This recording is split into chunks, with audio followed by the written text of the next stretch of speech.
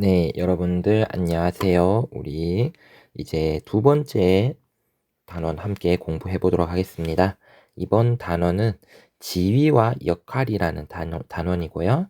우리 이번 단원에서는 그래서 지위와 역할에 대해서 한번 공부해 보도록 하겠습니다. 먼저 우리 지위라는 것부터 먼저 좀 살펴보도록 할게요. 자, 지위라는 것은 무엇인가? 먼저 의미부터 알아야겠죠? 지위라는 것은요, 한 개인이 속한 집단이나 조직 내에서 차지하는 위치를 지위라고 부른다라는 거 알아두시면 좋겠습니다. 그래서 지위라는 것은 어떤 사람, 개인이 자신이 속한 집단이나 조직 내에서 어떤 차지하는 위치를 우리 지위라고 부른다는 거예요. 그래서 뭐 예를 들어서 교실이라는 집단에서 반장은 교실이라는 집단에서 가장 최고의 위치를 가지고 있죠. 그래서 1등 가장 최고의 위치를 가지고 있지.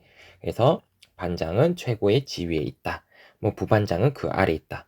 요런 것들. 어떤 집단 내에서 내가 차지하고 있는 위치를 우리 무엇이라고 부르냐면 바로 지위라고 불러요. 자, 그러면 지위라는 것은요, 크게 두 가지 종류로 나뉩니다. 그래서 무엇과 무엇으로 나뉘냐면 첫 번째 귀속 지위라는 것으로 나뉘고요. 두 번째는 성치 지위라는 것으로 나뉩니다. 그래서 귀속 지위와 성치 지위라는 것에 대해서 우리 알아야 되는데요. 먼저 귀속 지위라는 것은 무엇이냐면 태어날 때부터 자연적으로 주어지는 지위예요. 그래서 자연적으로 태어나면서 자연스럽게 가지게 되는 지위를 우리 귀속 지위라고 부릅니다. 이에 반해서 성치 지위라는 것은요, 자연스럽게 얻어지는 것이 아니에요. 바로 개인의 능력이라든지 또는 노력으로 후천적으로 얻은 지위를 우리 성치 지위라고 부릅니다. 그래서 다시 한번 정리할게요. 태어날 때부터 자연적으로 얻게 되는 지위를 우리 무슨 지위라고 부른다? 맞습니다. 바로 귀속 지위라고 부르고, 그리고 개인의 능력이나 노력으로 후천적으로 얻어지는 지위를 우리 무슨 지위라고 부른다? 네, 맞아요. 바로 성치 지위라고 부른다라는 거 여러분도 알아두시면 좋겠습니다. 하면 이러한 귀속지위, 먼저 자연스럽게 얻어지게 되는 귀속지위는요, 옛적 전통 사회에서 매우 중시되던 특징을 보였습니다.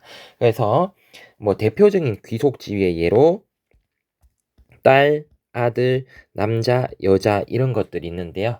이런 것들은 우리가 뭐 남자 성별을 결정을 할 수 있는 것도 아니고 뭐 딸이냐 아들이냐 뭐 첫째냐 둘째냐 어떤 가족에서 첫째 자녀냐 둘째 자녀냐 이거는 우리가 뭐 노력을 한다 해가지고 해결되는 게 아니고 태어났을 때부터 자연스럽게 얻어지게 되는 거죠. 그래서 우리 이런 것을 귀속지위라고 부르는데, 이러한 귀속지위는 아주 사회가 발달하지 못했던 전통 사회에서는 이러한 귀속지위가 큰 영향을 미쳤다라는 거예요. 귀속지위가 어떠냐에 따라 가지고 신분이 결정이 됐고, 그리고 뭐 경제적 상황도 결정이 됐고, 직업도 결정이 되고, 뭐 이러한 귀속지위가 어떻게 되냐에 따라 가지고 나의 인생이 결정이 되었습니다. 하지만 현대 사회에서는 개인의 노력이라든지 개인의 능력을 중시하게 돼요.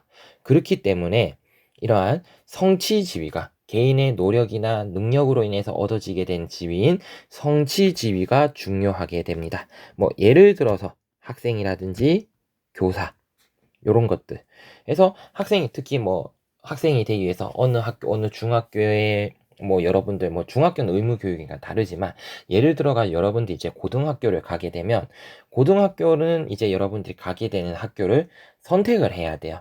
하면 내가 원하는 고등학교에 가기 위해서 공부를 열심히 해 하고 거기 고등학교에 갈 수 있는 성적을 만들어야겠죠. 그래서 내가 원하는 고등학교에 입학을 하고, 다니게 되는 거죠. 그 고등학교라는 학생의 지위를 얻게 되는 거죠. 그리고 선생님도 마찬가지예요.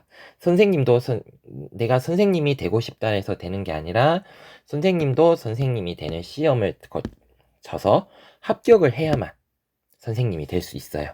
그렇기 때문에 선생님이 되기 위한 여러 시험을 준비를 해야겠죠. 그렇기 때문에 선생님도 어떻게 되겠어요?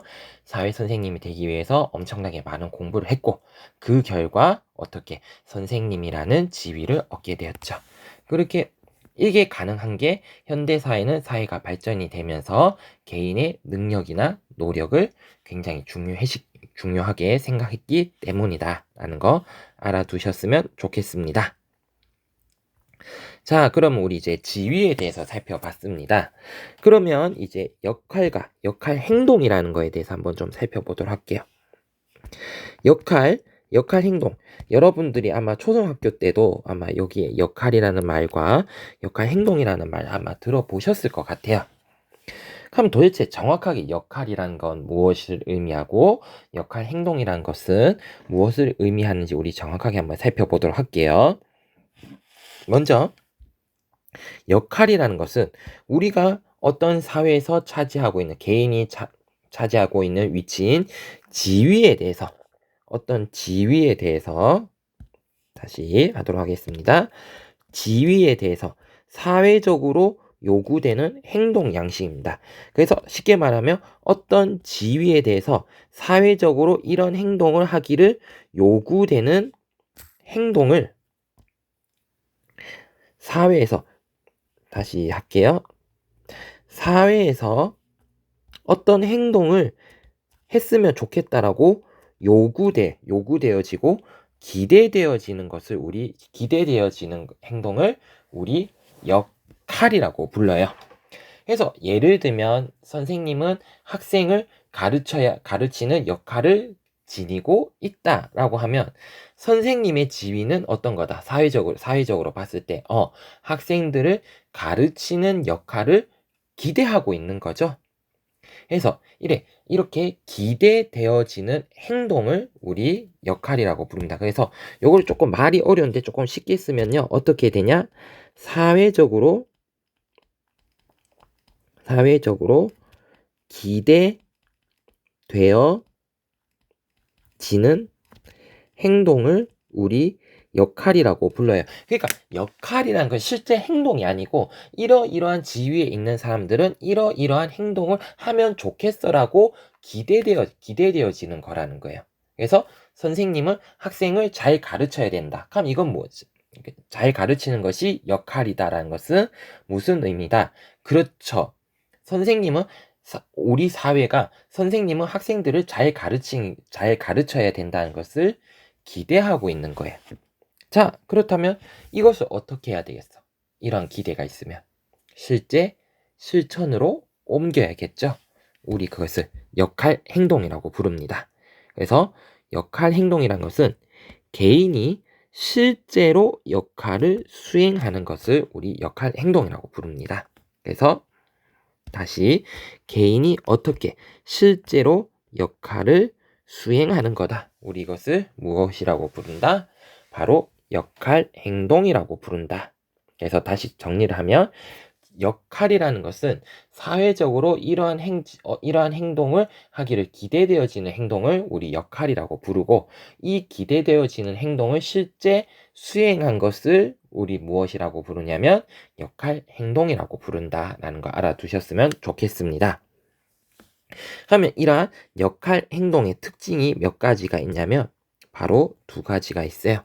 역할 행동의 특징이 이렇게 두 가지가 있는데요. 우리 한번 알아보도록 할게요. 첫 번째는 무엇이냐면 같은 역할을 요구받는다 하더라도 역할 행동은 개인마다 다르다라는 거 알아두셨으면 좋겠습니다. 그러니까 똑같은 행동을 모든 선생님은 학생들을 잘 가르치기를 사회적으로 기대하고 있지만 사회 선생님한테 기대되어지는 게 다르고 과학 선생님한테 기대되어지는 게 다르고 국어 선생님에게 기대되어진 게 다르고 이렇게 개인마다 기대되어지는 역할, 같은 역할을 받는다 해도 미안해요. 선생님 다시 설명할게요. 선생님은 학생들을 잘 가르쳐야 한다고 사회적으로 기대를 하고 있어요. 역할을 기대를 하고 있는데 이것을 수행하는 방식은 사회 선생님의 방식이 다르고 과학 선생님의 방식이 다르고 국어 선생님의 방식이 다르고 영어 선생님의 방식이 다르고 개인에 따라서 선생님은 학생을 잘 가르쳐야 된다라는 역할이 서로 다르게 나타난다라는 거예요. 이해 가시죠? 그래서 같은 역할이라 하더라도 개인에 따라서 역할 행동을 수행하는 방식은 다르게 나타난다라는 거. 그리고 두 번째는 뭐냐면요. 사회에서 이러한 갑자기 이게 떴을까요? 역할 행동에 대해 보상과 제재를 합니다. 그럼 무엇이냐? 이런 역할 행동을 우리 사회는 역할 행동을 역할을 잘 했으면 무엇을 한다? 바로 보상이라는 게 이루어지고요. 이 역할 행동을 잘 못했어. 역할 행동을 잘 못하면 무엇이 일어난다? 바로 제재라는 것을 가한다라는 거 여러분도 알아두셨으면 좋겠습니다. 자, 그래서 선생님하고 먼저 우리 지위와 역할에 대해서 한번 살펴보았습니다. 이어서는 우리 역할 갈등에 대해서 우리 한번 또 공부를 해보도록 할게요. 이어지는 영상도 시청해 주시기 바랍니다.